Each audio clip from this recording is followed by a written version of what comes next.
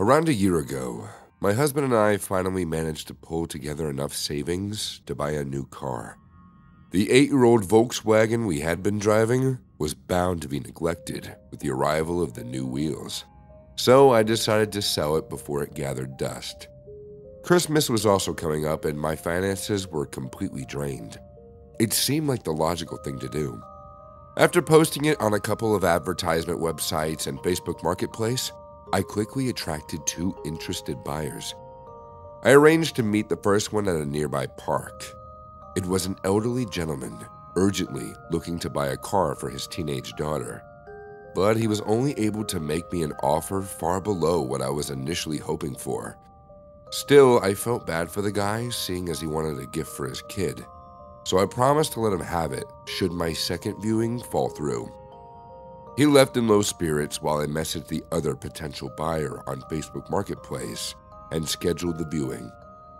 I was out alone that day, and while I'm fully aware of how dangerous it can be to meet up with strangers from the internet, I assumed it would be all right because it was broad daylight. Admittedly, I should have anticipated something shady. The second interested buyer instantly agreed to meet me at the same park within a few minutes, so I waited around until a Range Rover with blacked out windows pulled up. A tall guy exited the vehicle in a brash manner and told me that he was the one I'd been talking to on the marketplace, even though I had communicated with the female profile through Messenger. For some reason, I decided to ignore this immediate red flag and carried on showing him the car. The encounter felt a bit off, and the pit in my stomach only grew when I noticed more people following the guy out of the vehicle. There was no reason for 3 other men to accompany their friend viewing an old second-hand car, yet I played it off and proceeded to list the Volkswagen's history and faults. Before long, the 4 of them began circling my car, with the first guy beginning to insist on a test drive. Perhaps I had been stupidly dismissive to that moment, but this made it clear enough that there were hidden motives to this viewing, and I wasn't about to enter the car with a brazen stranger. He persisted relentlessly, making me feel increasingly uncomfortable, to the point I just told him to have a spin around the block, and the rest of us waited. He found my suggestion amusing and blatantly taunted me by asking what I would do if he just didn't return the car, to which I simply responded that the insurance would probably cover it. In truth, I don't know what I was thinking. I didn't consider that it put me at great risk having him leave the car while I was stranded with his friends. Nonetheless, he climbed into the driver's seat and sped off to test it, while the shady trio just hovered near me and spoke among themselves.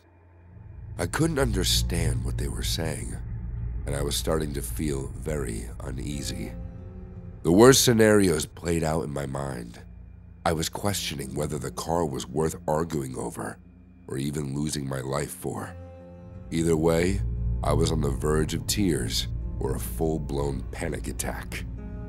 By the time the guy returned, I was clutching my phone to my chest with my husband's number ready to be dialed.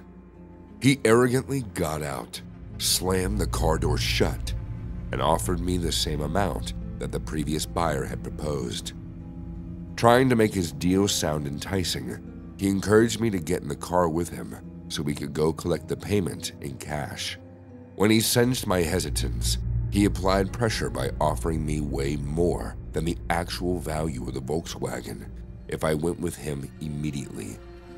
Luckily, my husband called me that very second, and with attention briefly diverted, I quickly told them that I had a better offer, picked up the call, and jumped behind the wheel. I didn't delay in locking the doors and driving off, leaving them only with a quick wave. Once I got home, I texted the first buyer, and he was very excited to come over and close the deal. My husband arrived with him, and they promptly sorted out the paperwork. Soon the car was sold, the change of ownership was made, and we had accumulated some money to celebrate Christmas with. Everything seemed fine until I spotted the same Range Rover later that night. The vehicle was parked right across the street from our house, and I instantly informed my husband about its unnerving appearance. We live at the end of a cul-de-sac, meaning there was a dead end and no explanation for that car to be there. As we peeked through the window, my phone began going off. The strange man was calling me and asking if I had reconsidered his offer, but I remained calm and politely told him that the car was already sold. He hung up with no protest, and 30 minutes later, the Range Rover drove off. A little paranoid, I considered calling the police, but my husband assured me that I was overreacting. Instead, I just kept an eye on the street for the rest of the night. The same car returned 3 times, coming to a standstill in front of our house before slowly driving off again. It was creepy as hell, yet it only happened that one night, and eventually all the plans we were busy with for the holidays distracted me from the matter.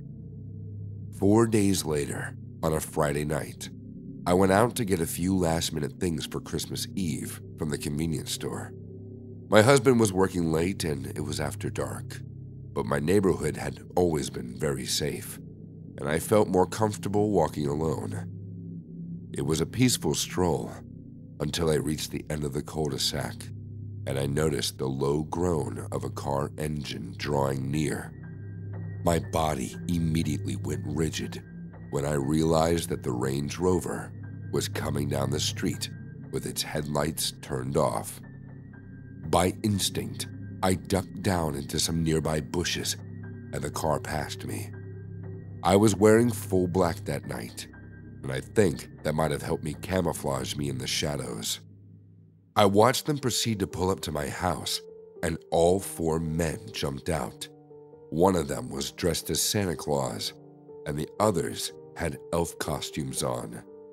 The festive outfits were obviously to conceal their identities, but I think I also made them fit right in with the outdoor decorations, and nobody in the neighborhood probably batted an eye to the scene. They boldly walked up to the front door and knocked. The sound reverberated through my ears, even from a distance. When no answer came, they resorted to kicking in my door and breaking an entry. My hands were shaking so bad that I had trouble unlocking my phone. Once I finally managed to reach the cops on the line, I begged them to come quick while I helplessly watched the men exit my home with heavy duffel bags. After the police arrived, they escorted me back, and we found the house completely ransacked. Most of my valuables were either stolen or destroyed. It was the worst Christmas I'd ever had, and I'm still shaken up by the thought of what could have happened had I been home. That was the last time I'll sell anything online again. I live in the middle of butt-fuck nowhere. Seriously, it's a literal ghost town. Ghost towns are pretty common in Texas.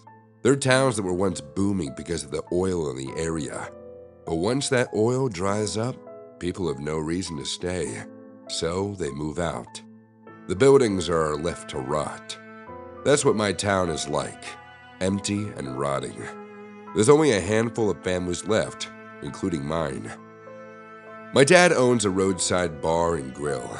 The customers are mostly truckers passing through, looking for a place to shower, eat, and take a nap before continuing on their way. But once a month, my dad hosts a biker night. Growing up, it was my favorite night of the month. All these scary-looking dudes riding up on their Harleys. They couldn't have been nicer. I learned a lot about friendship and honor from these guys. In December 2003, my dad hosted the monthly biker night with the theme Santa's Ride. The bikers, dressed in their own interpretation of Santa Claus, rode in with motorcycles adorned with twinkling lights and jingling bells. I was 6 at the time, and the little darling of the event. The bikers loved showering me with Christmas gifts. This one biker, who I called Uncle Teddy, the most massive Santa biker of them all, would present me with candy canes and Christmas-themed toys. To anyone else, he would have looked terrifying. He was easily 6'5", built like a house, and covered in tattoos. But I adored him. The biker Christmas party went on into the early hours of the morning, but only being 6 years old, I started to fall asleep around 9 p.m. As my eyes grew heavy and my dad set me up in a cozy corner of the restaurant with a big armchair and blankets, Uncle Teddy and my dad would take turns every 20 to 30 minutes or so to check on me.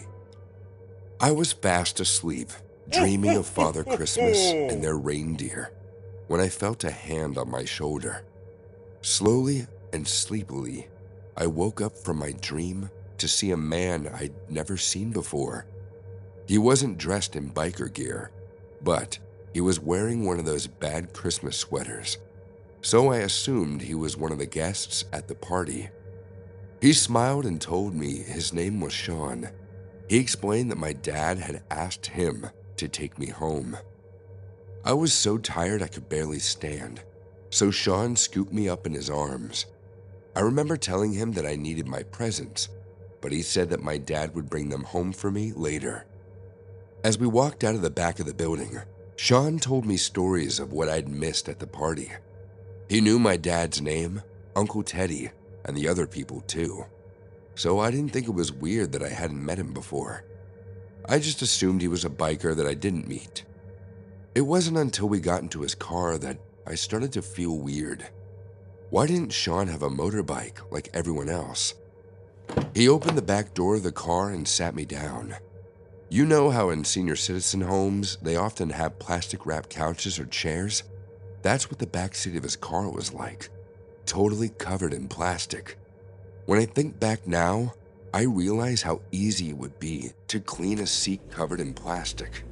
No trace of anything left behind. Sean climbed into the front seat and turned on the radio. As he pulled out of the parking lot, I spotted Uncle Teddy and waved through the window. I'm thankful every day that he saw me. Just thinking of what could have happened to me had he not spotted me makes me sick to my stomach. Teddy wasted no time in taking action. Realizing that this strange guy was trying to kidnap me, Teddy ran towards his bike, calling other bikers to join in. Sean's car turned onto the road, and we drove off into the night. I don't think Sean realized that we were being followed. There was no way he would have driven so slowly had he known. There was no way he would have pulled off into a dark lay-by. There was no way he would have climbed into the back seat with me, but he did. In the dead of night, this creep who kidnapped me tried to, well, I don't need to spell it out for you. You can use your imagination. Sean's body was heavy against mine, and just as I thought all hope was lost, I heard the sound of motorcycle engines. The lay-by lit up with headlamps. The car door was thrown open, and a hand pulled Sean out of the back of the car. I didn't see what happened next, but the sounds of boots and cracking ribs will stay with me forever. I rode back to the bar on the back of Teddy's Harley. When we arrived, my dad was crying, a sight I never want to see again. He hugged me so tightly, I thought he would never let me go. The police arrived soon after I got back. Statements were taken, but there was no search party or big manhunt for Sean. The police found him in a broken heap by his car in the lay-by. I asked my dad recently how Teddy didn't go to prison for assaulting my kidnapper. Turns out the policeman falsified the statements to say that I was the one who kicked and fought my attacker off me. There's no way a 6-year-old could have fought that hard, but no one questioned it. No one was going to send Teddy to prison for saving a little kid from a pedophile. Sean, which was a fake name, only served 2 years in prison for what he did. I never saw him again, but if I did, I'd be sure to call Teddy and his friends to finish what they started.